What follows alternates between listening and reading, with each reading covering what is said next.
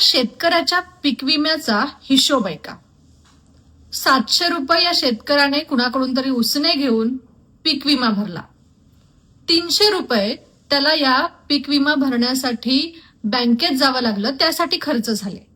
आणि तुम्हाला माहितीये का त्याला पीक विमा किती मिळाला? 211 रुपये.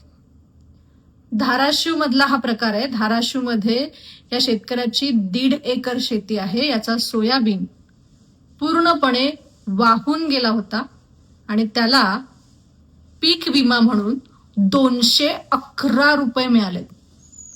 म्हणजे एकीकडे सरकार असं सांगत असतं की आम्ही शेतकऱ्यांच्या पाठीशी आहोत, कर्जमाफी करतोय, पीक विमा देतोय.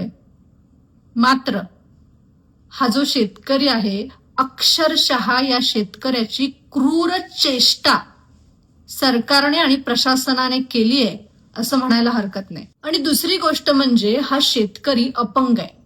या 1.5 एकर शेतीमध्ये तो राबतो आणि स्वतःचा उदरनिर्वाह करतो. अशा शेतकऱ्याला मदतीच्या नावावरती जर त्याची चेष्टा केली जात असेल तर हे अत्यंत वाईट आहे. तुम्हाला या सगळ्या प्रकाराबद्दल काय वाटतंय? कमेंट बॉक्समध्ये नक्की सांगा.